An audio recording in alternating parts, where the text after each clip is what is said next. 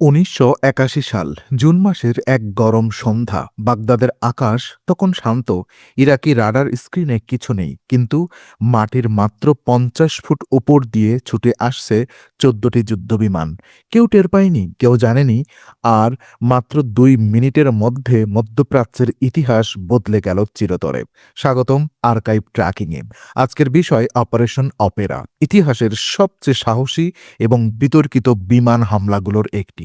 পটভূমি সাদ্দামের স্বপ্ন। ১৯৭০-এর দশক। সাদ্দাম হোসেন তখন ইরাকের ক্ষমতার শীর্ষে উঠছেন। তার একটাই লক্ষ্য, ইরাককে মধ্যপ্রাচ্যের সবচেয়ে শক্তিশালী রাষ্ট্র বানানো। সামরিক শক্তি আছে, তেলের অর্থ আছে, কিন্তু সাদ্দাম চাইছিলেন আরও কিছু। তিনি চাইছিলেন পারমাণবিক অস্ত্র।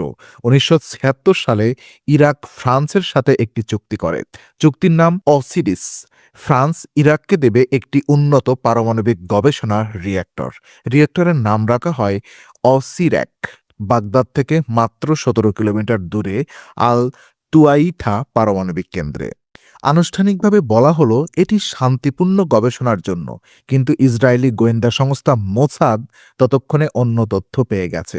মোসাদের রিপোর্ট বলছে এই রিয়েক্টরে ব্যবহার হবে উচ্চমাত্রার সমৃদ্ধ ইউরেনিয়াম, যা থেকে তৈরি হতে পারে পারমাণবিক বোমা। ইসরায়েলের কাছে এটি শুধু হুমকি নয়, এটি অস্তিত্বের প্রশ্ন। তো ইসরায়েলের ভয় এবং প্রথম পদক্ষেপ। ইসরায়েলের তৎকালীন প্রধানমন্ত্রী ছিলেন মেনাকাম বেগিন। দ্বিতীয় বিশ্বযুদ্ধের হলোকস্ট দেখা এই মানুষটি জানতেন শত্রুকে কখনো সুযোগ দিতে নেই। তিনি বললেন, ইরাক যদি পারমাণবিক বোমা পায়, ইসরায়েল আর থাকবে না। প্রথমে ইসরায়েল কূটনৈতিক পথ নেয়। ফ্রান্সকে চাপ দেওয়া হয় রিয়েক্টর সরবরাহ বন্ধ করতে। আমেরিকাকে বলা হয় ইরাকের উপরে নিষেধাজ্ঞা দিতে, কিন্তু কেউ শোনেনি। তারপর মোসাদ নিজেই মাঠে নামে। ১৯৭৯ সালে ফ্রান্সের লা সেইন সুরমের বন্দরে ইরাকে পাঠানোর আগেই রিয়েক্টরের মূল যন্ত্রাংশ বিস্ফোরণে ক্ষতিগ্রস্ত হয়। সরকারিভাবে এটি দুর্ঘটনা, কিন্তু গোয়েন্দা মহল নিশ্চিত এটি মোসাদের কাজ।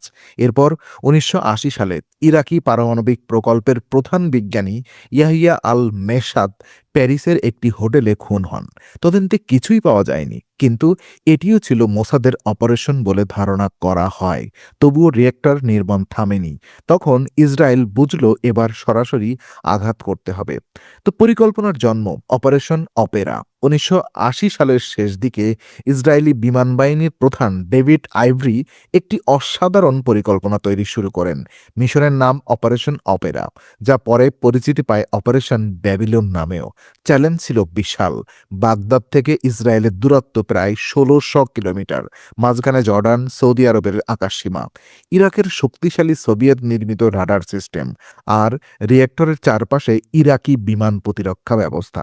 একটা ভুল মানেই আন্তর্জাতিক কূটনৈতিক বিপর্যয়, যুদ্ধ এবং পাইলটদের মৃত্যু। তবুও পরিকল্পনা এগিয়ে চলল। বেছে নেওয়া হলো ৮টি F-60A ফাইটার ফাল্কন যুদ্ধবিমান বোমা বহনের জন্য এবং ৬টি F-15A ঈগল আকাশপথে সুরক্ষার জন্য। প্রতিটি F-16-এ লাগানো হলো ২টি করে ২,০০০ পাউন্ডের মার্ক ৮৪ বোমা।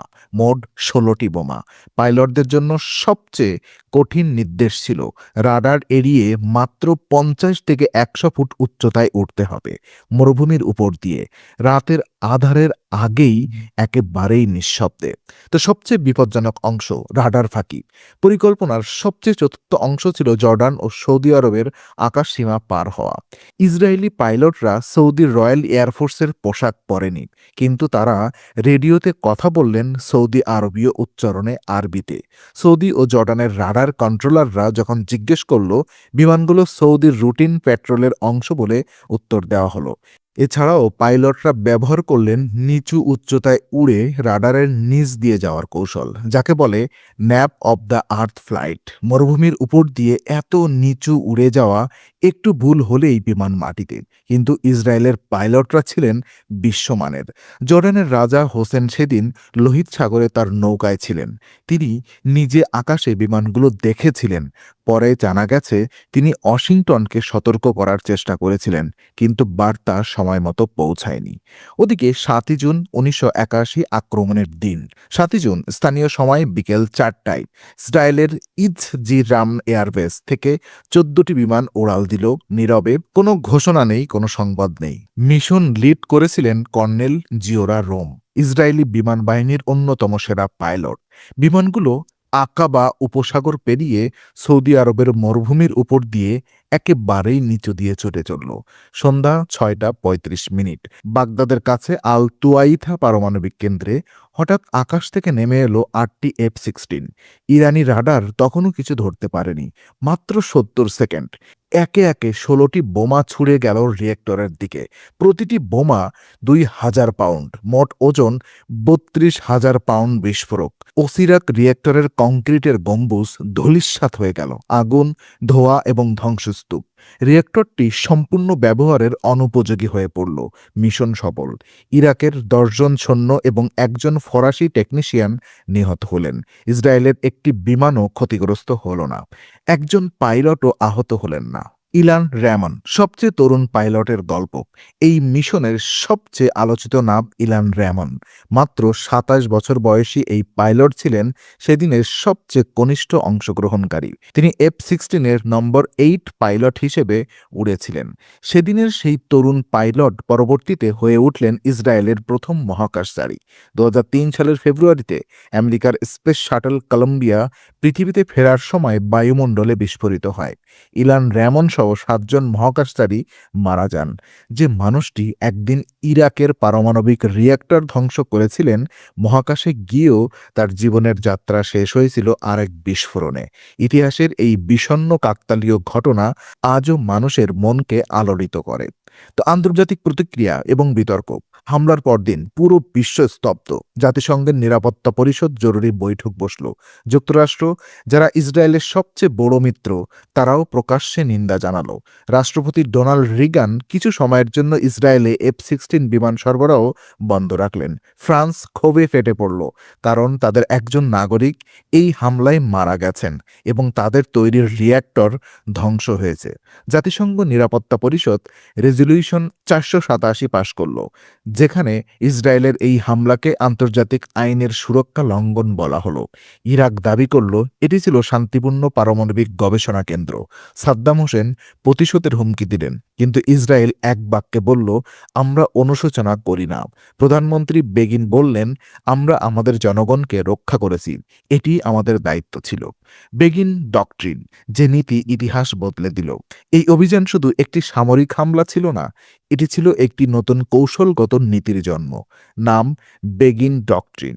এই নীতি অনুযায়ী ইসরায়েলের শত্রু কোনো রাষ্ট্র যদি পারমাণবিক অস্ত্র তৈরির কাছাকাছি পৌঁছায়, ইসরায়েল প্রয়োজনে একতরফা সামরিক আক্রমণ করবে, অপেক্ষা করবে না, অনুমতি চাইবে না। পরবর্তীতে এই নীতির প্রতিফলন দেখা গেছে 2007 সালে সিরিয়ার একটি পারমাণবিক স্থাপনায় ইসরায়েলের হামলা এবং ইরানের পারমাণবিক কর্মসূচি নিয়ে বারবার ইসরায়েলের হুমকিতে। বেগিন ডক্ট্রিন আজও মধ্যপ্রাচ্যের ভূ রাজনীতিকে প্রভাবিত করছে। তো ইতিহাস কি বলে? সত্যি কি সঠিক ছিল? এখন প্রশ্ন আসে, সত্যি কি ওসিরাক রিয়্যাক্টর থেকে পারমাণবিক বোমা তৈরি সম্ভব ছিল?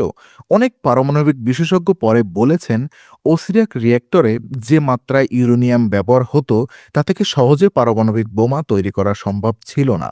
কিন্তু 1991 সালের উপসাগরীয় যুদ্ধের পর জাতিসংঘের পরিদর্শকরা ইরানে গিয়ে আবিষ্কার করলেন, সাদ্দাম হোসেনের ওসিরাক ধ্বংসের পরেও গোপনে পারমাণবিক অস্ত্র তৈরির চেষ্টা চালিয়ে গেছেন, শুধু ভূগর্ভস্থ গোপন স্থাপনায়, আরও সতর্কতার সাথে। তার মানে ইসরায়েলের হামলা ইরাকের পারমাণবিক স্বপ্ন পুরোপুরি শেষ করেনি, শুধু কয়েক বছর পিছিয়ে দিয়েছিল। তবুও অনেক কৌশলগত বিশ্লেষক বলেন, 1980-এর দশকে যদি ইরাক পারমাণবিক বোমা পেত, তাহলে 1991 সালের উপসাগরীয় যুদ্ধের ফলাফল সম্পূর্ণ ভিন্ন হতো। হয়তো লক্ষ লক্ষ মানুষের জীবন বিপন্ন হতো।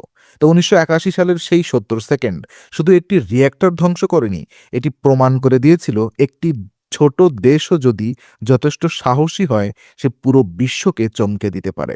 আন্তর্জাতিক নিন্দা এলো, নিষেধাজ্ঞা এলো, কিন্তু ইসরায়েল একটুও টলেনি। আর ইতিহাস এই অপারেশনকে মনে রেখেছে সামরিক পরিকল্পনা আর সাহসিকতার এক অনন্য উদাহরণ হিসাবে। আজ পারমাণবিক অস্ত্র প্রতিরোধের বিতর্কে অপারেশন অপেরার কথা বারবার উঠে আসে।